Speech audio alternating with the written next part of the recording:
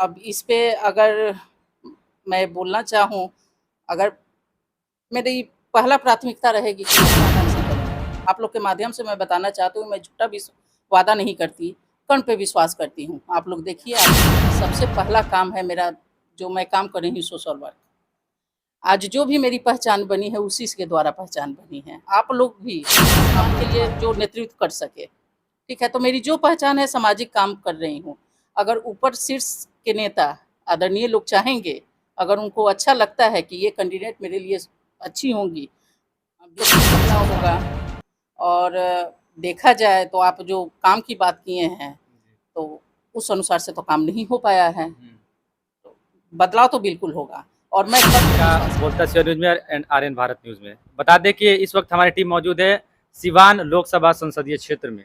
हमारे साथ विशेष चर्चा करने के लिए जुड़ चुकी है अनीता सिंह जी, जो कि राष्ट्रीय स्वाभिमान आंदोलन के ये संयोजिका हैं। इनसे हम बात करेंगे और हमेशा से सामाजिक कल्याण उत्थान के लिए आगे रहती हैं। हाल ही में एक इंटरव्यू के द्वारा इन्होंने राजनीतिक हिस्सेदारी भी राजनीतिक हिस्सा लेने की भी इन्होंने घोषणा की है, उस पर भी हम चर्चा करेंगे। और जिस प्रकार से हम बता दूं कि जो लोकसभा चुनाव है 2024 का, वो नज़दीक आ चुका है, उस पर भी हम चर्चा करेंगे। क्या भूमिका रखती हैं, क्या ये चुनाव भी लड़ेंगी, या क्या इनकी राजनीतिक हिस्सेदारी है सिवान के लिए, उस पर भी हम चर्चा करेंगे। स्वागत है मैम आपका हमारे चैनल में। जी, जी। आपका भी बहुत-बहुत धन्यवाद। तो मैडम, सबसे पहले ये बताइए, आप ये जो संयोजिका हैं राष्ट्रीय स्वाभिमान आंदोलन, ये क्या है? राष्ट्रीय स्वाभिमान आंदोलन एक संस्था है। जी। हमारे आप केन गोविंदाचार्य जी का नाम सुने होंगे। बिल्कुल। हमारे मेंटर वही हैं, संस्थापक कह लीजिए, या ठीक है, मेंटर, संस्थापक मेरे वही हैं, और उन्हीं के दिशा निर्देश पे मैं काम कर रही हूँ। मेरा जो काम है, महिला स्वावलंबन अभियान पे काम चल रहा है। जी। जी।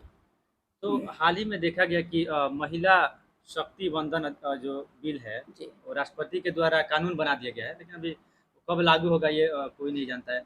जिस प्रकार से हमारे देश में, खासकर बिहार की अगर बात करें, महिला सशक्तिकरण की ओर काफ़ी ज़्यादा ध्यान जा रहा है सरकार को। हाल ही में नीतीश कुमार बहुत सारी योजना चला रहे हैं महिलाओं के लिए, लेकिन जो प्रधानमंत्री के द्वारा महिला शक्ति के लिए जो वंदन अधिनियम जो उन्होंने पास किया, क्या लगता है कि कितना ये लाभदायक होगा महिलाओं के लिए?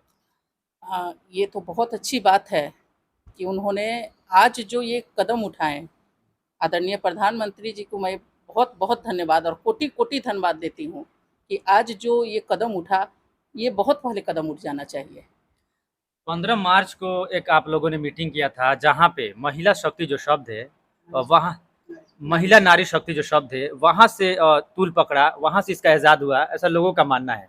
और उसके बाद लगभग 6 महीना बाद प्रधानमंत्री के जुबानी शब्द का इस्तेमाल किया गया। क्या लगता है, कहीं न कहीं आप लोग का ये जो मीटिंग हुआ, आप लोग का जो ये संवाद हुआ, उसके माध्यम से प्रधानमंत्री जी तो नहीं कर रहे? ये संयोग कह लीजिए, जी। ठीक है ना? क्योंकि आदरणीय प्रधानमंत्री जी के जो अभी जो उन्होंने सहमति जताई महिला बिल को लेकर के, जी। ये बहुत पहले मैं इस पे काम कर चुकी हूँ, बिल्कुल। ठीक है? और बहुत पहले से काम कर रही हूँ।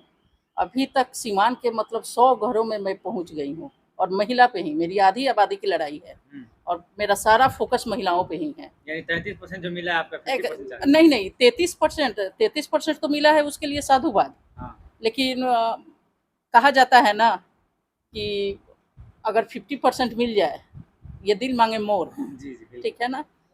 ये तो आधी आबादी, देखा जाए तो महिला की आधी आबादी है। अर्धांगिनी बोलते हैं, बिल्कुल। ठीक है? अर्धांगिनी मतलब क्या हुआ? आधा अंग। तो हमें हमें तो है कि माननीय प्रधानमंत्री या आदरणीय प्रधानमंत्री जी से मेरी आग्रह है कि इसको 50% किया जाए। 50% का अभियान चलाया जाए, जी। तो हम लोग के लिए बहुत अच्छा होगा। ऐसा नहीं लग रहा मैडम कि 50% का मतलब 33% मिल गया, 50% का मांग है, कहीं ना कहीं आप लोग के अंदर लालच कोई शब्द आ गया है? नहीं, इसमें लालच कहाँ से आती है? लालच की तो बात है ही नहीं ना। ये तो आधी आबादी की मैं माँग कर रही हूँ। लालच वाली तो बात नहीं हुई है। चलिए मैडम, महिला की बात थी, महिला की बात हो गई, लेकिन अभी राजनीतिक का बात कर लेते हैं कि जिस प्रकार से हम बता दें कि लोकसभा जो चुनाव है 2024 का नज़दीक आता रहा है, और सारे पार्टियों में एक अलग सी बेचैनी बढ़ी हुई है कैंडिडेट को लेकर। और हाल ही में आपके इंटरव्यू के माध्यम से आपने राजनीतिक में रुचि रखने का भी आपने भरोसा दिलाया। क्या लगता है, क्या राजनीतिक में भी आप आना चाहती हैं क्या? देखिए, राजनीति तो सेकेंडरी हो गया। जी। सबसे पहला काम है मेरा, जो मैं काम कर रही हूँ सोशल वर्क। आज जो भी मेरी पहचान बनी है, उसी के द्वारा पहचान बनी है। आप लोग भी, जो आप लोग के माध्यम से, जो मीडिया का चौथा स्तंभ कहा जाता है, जी। तो आप लोग के द्वारा आप लोग के द्वारा ये जाहिर सी बात है, आप लोग भी खोज रहे हैं कि कोई अच्छा इंसान मिले बिल्कुल। या अच्छा सिवान के लिए जो नेतृत्व कर सके। ठीक है, तो मेरी जो पहचान है सामाजिक काम कर रही हूँ। अगर ऊपर शीर्ष के नेता आदरणीय लोग चाहेंगे, अगर उनको अच्छा लगता है कि ये कैंडिडेट मेरे लिए अच्छी होंगी, तो ठीक है, इसका स्वागत है, मैं करूँगी। तो कहीं न कहीं मैडम जिस प्रकार से मैं बता दूँ कि सिवान की लोकसभा की जो चुनाव की अगर बात करें तो जो पिछले राजनीतिक अगर हम लोग बात करें 15-20 सालों में, तो विकास की जो रफ्तारें थी, विकास का अगर पैमाना देखा जाए तो काफ़ी धीमी पड़ चुकी है। कहीं न कहीं जो सिवान की जो जनता है एक बदलाव चाहता है, एक सोच चाहता है कि अगर सिवान की अगर कोई जनता है जो शिक्षित हो, ईमानदार हो और हमेशा महिलाओं की बात करे, कमज़ोर लोगों की बात करे, शोषित लोगों की बात करे और जो पिछड़े लोग हैं, जो दबे कुचले जो लोग हैं उनकी बात करें, कल्याण उत्थान की बात करें, तो कहीं न कहीं जनता बदलाव चाहती है। तो क्या लगता है कि मैडम जो 2024 लोकसभा का चुनाव होगा, खासकर सिवान संसदीय क्षेत्र की अगर बात करें, तो बदलाव होगा क्या इस बार? बिल्कुल बदलाव होगा और देखा जाए तो आप जो काम की बात किए हैं, तो उस अनुसार से तो काम नहीं हो पाया है। तो बदलाव तो बिल्कुल होगा और मैं कर्म पे विश्वास करती हूँ, मैं झूठा वादा नहीं करूँगी। आप लोग के माध्यम से मैं बताना चाहती हूँ, मैं झूठा वादा नहीं करती, कर्म पे विश्वास करती हूँ। आप लोग देखिए आगे होता क्या है। अगर आपको मौका मिले तो किस पार्टी से चुनाव लड़ना चाहेंगे? अ, अब इस पे अगर मैं बोलना चाहूँ, अगर मेरी पहला प्राथमिकता रहेगी कि मैं बीजेपी से ही आऊँ। जी। जी। तो बिल्कुल ये भी इस पे भी एक सवाल खड़ा होता है कि बीजेपी के बहुत सारे कद्दावर नेता है जो सिवान में लगभग कई वर्षों से बीजेपी के साथ जुड़े हुए हैं और बीजेपी से कदम मिलाकर चल रहे हैं। लोकसभा चुनाव नज़दीक है, जगह-जगह पे बीजेपी के कार्यक्रम भी हो रहे हैं मैडम जी। तो उसमें सारे लोग दावेदारी पेश कर रहे हैं टिकट को लेकर। तो उस सिचुएशन में कैसे मतलब पॉसिबल? होता ही है ना, जी। वो जब होता है, जब चुनाव आती है तो सब कोई दावेदारी करने लगते हैं। और ठीक है, इसका कोई हमें डर नहीं है, क्योंकि मैं सामाजिक वर्क कर रही हूँ, हमें पूरा विश्वास है समाज मेरे साथ है। आज समाज ही चाह रहा है कि नहीं आप आगे बढ़ें, तो समाज जैसा बोलेगी वैसा मैं करूँगी। अच्छा, सिवान में महिलाओं के लिए अभी आप क्या कर रही हैं? मैं सैनिटरी पैड पे काम कर रही हूँ। जी। देखा जाए तो महिला के स्वास्थ्य के लेके सबसे पहले मेरी चिंता हुई कि स्वास्थ्य के लेकर के महिलाओं के लिए बीच में जाना चाहिए। और महिलाएँ काफ़ी मतलब ये हैं कि ऐसा आज तक कोई अभियान चलाया नहीं था। बहुत लोग देते हैं ना कि फ्री में, फ्री का कब तक? ये ज़ाहिर-सी बात है, सैनिटरी पैड तो मैं खरीदती हूँ, कहीं न कहीं, क्योंकि सरकार से तो मैं तो सरकार हूँ नहीं और मेरी एक संस्था है, तो ज़ाहिर-सी बात है, तो कहाँ से पैसा आएगा? तो जो भी मैं कर रही हूँ अपने बदौलत कर रही हूँ, क्योंकि हमें करने की इच्छा थी कि महिलाएँ के लिए मैं महिलाओं के लिए कुछ करूँ, तो मैं अपने बदौलत कर रही हूँ। तो अभी क्या क्या लगता है कि बीजेपी जो भारतीय जनता जो पार्टी है सिवान में और खासकर जो महिला की बात करें, आप भी एक महिला है और जो सरकारें जो आ रही हैं महिलाओं को जो महिलाओं के हक के लिए सरकार लड़ रही है और हमेशा महिलाओं के अग्रसर के लिए काम कर रही है। तो क्या लगता है कि बीजेपी अगर इस बार आपको अगर टिकट फाइनल करती है तो किस प्रकार की दावेदारी रहेगी सिवान के लिए?